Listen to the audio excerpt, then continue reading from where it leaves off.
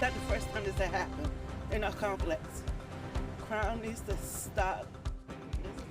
Tonight on DC News Now, a man shot by a Maryland police officer. What led to that shooting and how neighbors are reacting.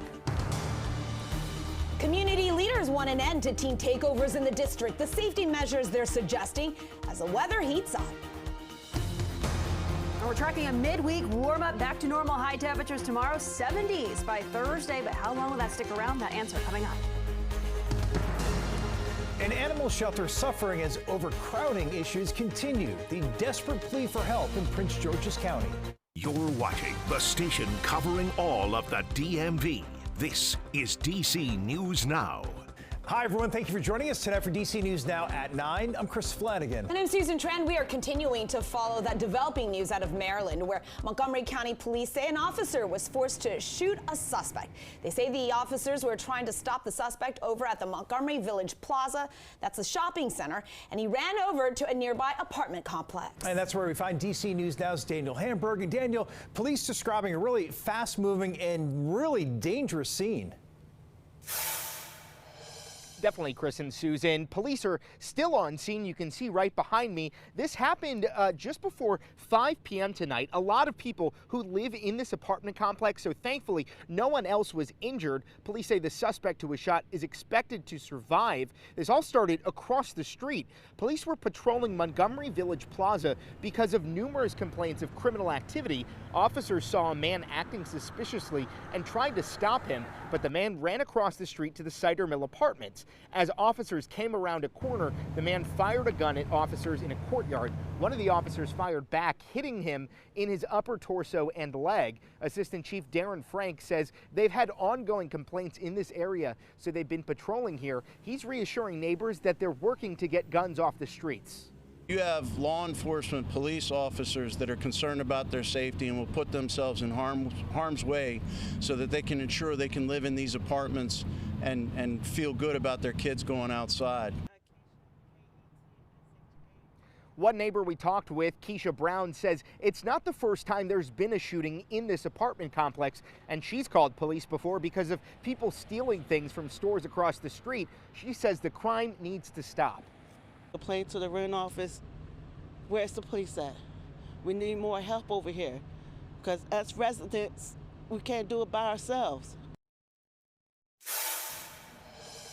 Now, the 2 officers involved will be placed on administrative leave, as is protocol. Police say they did recover the gun that man used to shoot at officers. We're live in Montgomery Village. Daniel Hamburg, DC News Now. Developing now on a story we first brought you last night. 2 brothers are now accused of shooting a park police officer in the district. Now, police arresting Darren and Ashley Foster. Investigators say the park police officer was working undercover, sitting in an unmarked Tesla there in Southeast when the 2 men ambushed him, shooting at the officer multiple times. He was able to drive away to get help and was flown to the hospital and has since been released. DC's top federal prosecutor, Jeanine Pirro, calling this another example of senseless gun violence on city streets. We thank God that the officer is going to survive. However, it doesn't negate the fact that there are too many young people with guns in the district. Police arresting a 21-year-old brother shortly after the shooting, then locating the 22-year-old earlier today. They say this remains an active investigation. And in Maryland, the ATF now taking over the investigation into several suspected pipe bombs found at a popular Prince George's County park. Investigators say they were in a remote area of Fort Washington Park over the weekend, with more found Monday. They stress the devices are old and there's no active threat to the public. The devices, though, will be analyzed at an ATF lab.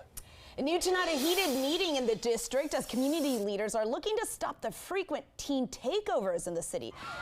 It led to this gunfire 2 weekends ago there in Navy Yard, and police arresting 2 teens. They also report there were several assaults and robberies that night.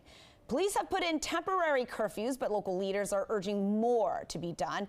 At the meeting, DC's U.S. Attorney Jeanine Pirro talking about when her office can charge teens. She also defended the decision to call the National Guard to D.C., leading to some tense moments with local officials.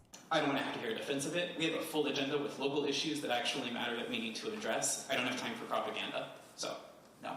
issues, but what you're not listening to is the fact that until there was an enhancement, you were living in one of the most violent cities in the country. But the data from D.C. police showing that crime was actually declining when the president made the decision to bring in the National Guards. Well, in Virginia, several parents expressing concern to the Fairfax County School Board about technology. It comes as officials develop a policy regulating the use of AI in the classroom. According to FFX Now, at a meeting last Thursday, most comments from parents were about the FCPS ON program. That gives laptops and tablets to every student in the district. According to Jennifer Chang, many only learn this from their child after the little one said iPad time was her favorite part of the day, not recess. Parents believe technology literacy is important. FCPS is too reliant, they say, on screen-based learning. All right, my friends, we have our chief meteorologist, Jackie Lair, with us, and a little cool today, but cherry blossom and warmth is fast approaching. No, I think everyone's excited about it, especially tomorrow. I mean, we're going to be back to seasonable high temperatures. We'll take it. Yes, exactly. Especially after, you know, what we started off with earlier this morning when we needed that heavier jacket. Out there overnight tonight and tomorrow morning, you'll still likely need that heavier jacket before we bounce back to much more seasonable high temperatures out there tomorrow. Here's a view, though. Those current temperatures, we have fallen into those lower 40s out towards Manassas, even out towards Woodstock, Luray as well. Still holding those upper 40s in D.C., but yes, it was much colder earlier this morning. We started off into those upper 20s, farther off towards the north and west, lower 30s for D.C., upper 30s out towards Annapolis.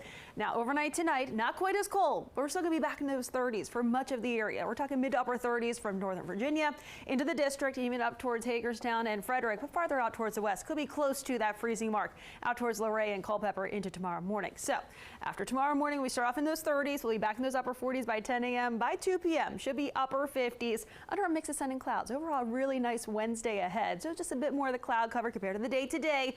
Also still looking at less wind out there for the day tomorrow too. And again, those highs should be right around 60 for D.C. and that's typical for this time of the year, but it's going to be even warmer out there Thursday. Likely seeing much more in the way of the 70s across this high temperature map for Thursday. Not quite as warm on Friday, though, as we're tracking our next cold front and our next chance for some wet weather. So I'll go over the details and the timing of when you need that umbrella next coming up. All right, Jackie, we'll see you then. A quadruple amputee and professional cornhole player accused of murder. He remains in custody tonight in Virginia, awaiting to be transferred back to Maryland. Investigators say he shot a man in the front seat of his car during an argument, then drove off before dumping the body. DC News Now's Dave Laval is outside the Charles County Courthouse with the latest on the investigation.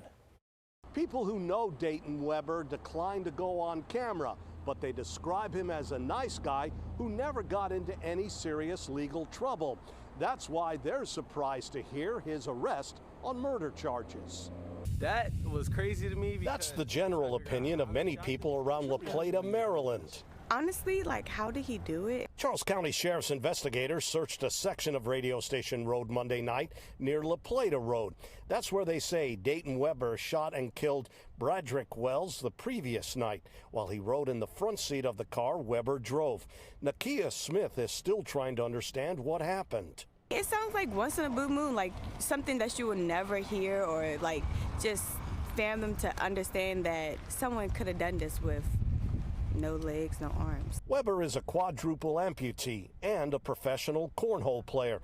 Dontre Tyler is also surprised by the news. We're trying to figure out how he shot the guy, but he is a professional cornhole player, so he knows how to do something with his nubs, I guess. Investigators say two other passengers in the car told them Weber and Wells got into an argument. Investigators found Wells' body in a yard about 10 miles away on Newport Church Road in Charlotte Hall. Court documents show just over a dozen traffic violations committed by Weber over the last 10 years or so, mostly in St. Mary's County. What y'all doing here doing all that? Like, we don't do nothing like that down here. The American Cornhole League said Weber had not been active in the group since late 2024 and added in a statement, quote, "This is an extremely serious matter and our thoughts are with all those impacted, including the family and loved ones of Bradrick Michael Wells." Authorities arrested Weber in Charlottesville, Virginia. He's waiting extradition back here to Charles County, where he faces several charges, including first and second degree murder. In La Plata, Maryland, Dave Laval, DC News Now. There are efforts to snuff out illegal vape shops in Virginia. The legislations are now up to Governor Abigail Spanberger to decide. The bills would require all shops to get a permit in order to sell e-cigarettes and increase the penalties for stores that violate the law. Now, backers of the legislation say these proposals would create a uniform system for all vape shops, which currently do not exist. There have been shops that have come in to fill this niche in this market, and you and I see them in our neighborhoods on a daily basis, these illicit shops that are selling illegal products to kids. Governor Abigail Spanberger has until mid-April to decide if she'll be signing the bills into law. And in Western Maryland, Hagerstown City Council discussing proposals to keep from raising water rates. They say it's a challenge as the city is attracting new warehouses and more homes are being built. One idea is draw water from the Edgewood Reservoir in eastern Washington County. The state officials say that plan would require $200 million in upgrades. Meanwhile, business leaders, they're hoping for a workable solution. We want to not only keep the residents we have here, but we want to be able to attract those businesses and those new neighbors. Well, no final action was taken at tonight's meeting. It's just a discussion of possible options moving forward. Pepco is responding to the D.C. Council's effort to lower energy prices. Utility companies saying supply costs make up about 60% of the average customer's bill. And it's more expensive because of the retirement of older power plants, the high energy usage from data centers, and increase in demand. Pepco says it's working with council members to find relief to district families and businesses. We are helping you stretch your dollar with the IRS wanting to give you money back. The agency says it is looking to return $1.2 billion in refunds for the 2022 tax year. There are 1.3 million people all across the country who did not claim their refund checks. And if you still don't do it by April 15th, that money will be turned over to the Treasury and you lose it. It's a significant amount. Half of all of the refunds are for $686, not chump change here. To get in on this, you do need to make sure you have filed your taxes dating back to 2022. If you don't have any of those key documents, because it's been a few years, you can request copies of them from the IRS website.